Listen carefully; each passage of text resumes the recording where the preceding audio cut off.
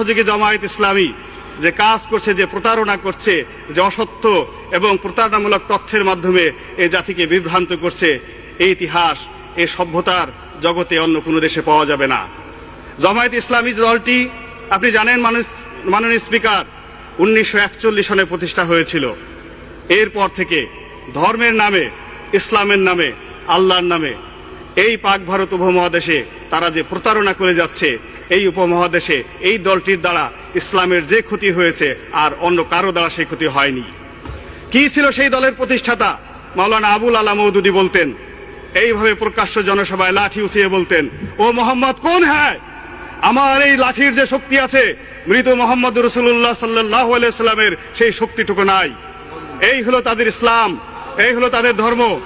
যদি ধরেন আর ইতিহাস পিছনে যান, জামায়াত ইসলামী যে তথ্যের ভিত্তিতে রাজনীতি করে সেই তথ্যকে বলা হয় মওদুদিবাদ। মাওলানা আবুল আলা মওদুদী যে তথ্যের ভিত্তিতে রাজনীতি শুরু করেছিল তাকে বলা হয় ওয়াহাবিবাদ। 1756 থেকে 1786 খ্রিস্টাব্দ পর্যন্ত সৌদি আরবের মাটিতে এই মাওলানা আবু ওয়াহাব নজদি যে রাজনীতি শুরু করেছিলেন, আল্লাহ রাসূলকে অবমাননার রাজনীতি, যে রাজনীতি শুরু করেছিলেন সাহাবা একরামদের অবমাননার রাজনীতি, সমস্ত 10,000 সাহাবীদের সমস্ত কবর তিনি ভেঙে চুরমার করে দিয়েছিলেন। এবং তিনি একই কথা বলতেন যে মুহাম্মদুর রাসূলুল্লাহ এবং তার সাহাবী যারা মারা গেছেন তাদের ন্যূনতম শক্তি নাই, তাদের কোনো ক্ষমতা নাই, তাদের কোনো মর্যাদা নাই। সেই রাজনীতি যদি এই জমিনে হয় তাহলে বর্তমান প্রেক্ষাপটে মাননীয় স্পিকার, যদি এই দেশে জামায়াত ইসলামী আসে এদেশের শহীদ মিনার থাকবে না। স্পিকার আমাকে 2-3 মিনিট সময় দিবেন। আপনি শুনেন, আপনার সময় আরো 5 মিনিট বৃদ্ধি করা হলো। মাননীয় স্পিকার, যদি জামায়াত ইসলামী এবং তার দোসরেরা এই দেশের রাষ্ট্র ক্ষমতায় পুনরায় আসে কি হবে? তারা যা বিশ্বাস করে এই দেশে হাইকোর্ট মাজার থাকবে না। এই দেশে তারা প্রথম যে কাজ করবে, এই জিয়াউর রহমানের মাজার তারা নিজের হাতে ভেঙে ফেলবে সেই দিন। কেননা তারা বিশ্বাস করে মাজারে জিয়ারত করা হারাম। তারা শহীদ মিনার ভেঙে ফেলবে, তারা এই দেশের যত স্থাপনা আছে সমস্ত কিছু ভেঙে ফেলবে। তারা মুখে বলে ইসলাম আর কর্মে তারা কি করে? তারা মৃত মানুষের কবর জিয়ারত করাকে মনে করে হারাম। আপনি দেখবেন জামায়াত ইসলামের মসজিদগুলোতে গিয়ে তারা নামাজ পড়ে, নামাজের পরে তারা মুনাজাত করে না। তারা মুনাজাত করাটাকে বেদাত মনে করে। তারা সফর করতে নিষেধ করে। তারা এমনকি বাংলাদেশে যে দ্বিতীয় বৃহত্তম জামাত হয় তাবলিগ জামাত, এই তাবলিগ জামায়াতের বিশ্ব তাবলিগ জামায়াতের জামাতটাকে তারা হারাম মনে করে এই জামায়াত ইসলামী। এইভাবে তারা ইসলামের নামে দেশ এবং জাতিকে বিভ্রান্ত করতেছে। তাদের সম্পর্কে আল্লাহ রাসূল কি বলতেন? একদিন আল্লাহ রাসূলের দরবারে বিভিন্ন এলাকা থেকে সাহাবীরা আসছেন এবং তিনি তাদের জন্য দোয়া করতেছেন, হে আল্লাহ, তুমি রহমত নাজিল করো মদিনার অধিবাসীদেরকে। হে আল্লাহ, তুমি রহমত নাজিল করো ইয়ামেন দেশের লোকদের। জনৈক সাহাবা বললেন, ইয়া রাসূলুল্লাহ, আমি নজদ প্রদেশ থেকে এসেছি, আজকের সৌদি আরবের রাজধানী রিয়াদের কাছাকাছি, আমাদের এলাকার লোকজনের জন্য আপনি দোয়া করেন। আল্লাহ রাসূল দোয়া করলেন না। উনি আবার বললেন, আল্লাহ রাসূল দোয়া করলেন না। এরপর মোনাজাত শেষ হলে উনি বললেন, ইয়া রাসূলুল্লাহ, আমাদের অপরাধ কি? আপনি কেন নজদের অধিবাসীর জন্য দোয়া করলেন না?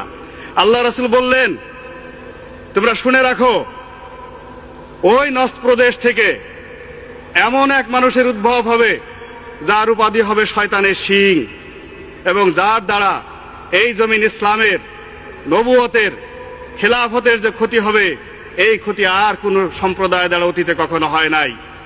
বিভিন্ন মুফাসসিরিনে কেরাম, ওলামায়ে ইকরাম তাদের তাফসিরে বলেছেন, ওই শয়তানের শিং বলতে যে লোকটিকে আল্লাহ রাসূল বুঝিয়েছেন সেই হলো মাওলানা আবু ওয়াহাব নজদি। সেই আবু ওয়াহাব নজদির মতবাদী এই দেশে জামায়াত ইসলামী প্রচার করতেছে।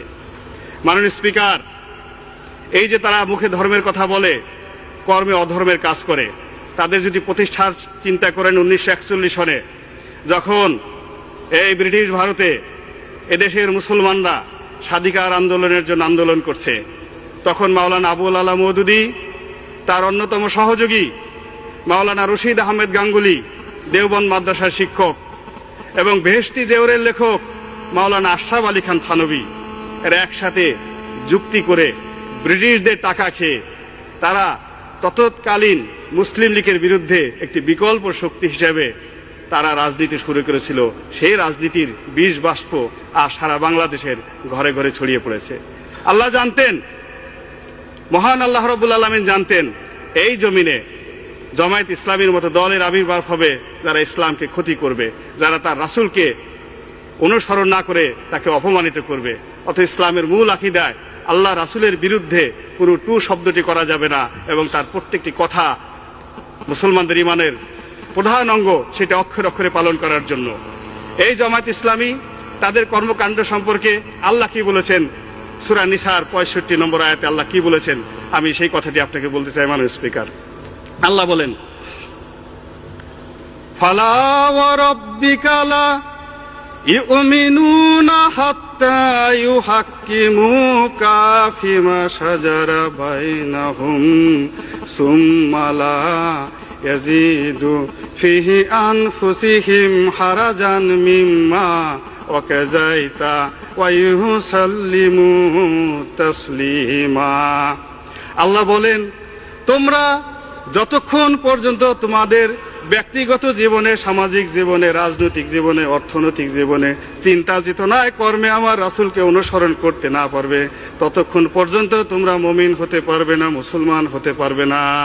মাননীয় স্পিকার, এই আয়াতটি দ্বারাই বোঝা যায় যে জামায়াত ইসলামী বাংলাদেশে আসলে কি করছে এবং তাদের ধর্ম এবং তাদের মতবাদ সম্পর্কে এদেশের মুসলমানদের উপরে আমি দায়িত্ব দিলাম, তারাই বিচার করুক।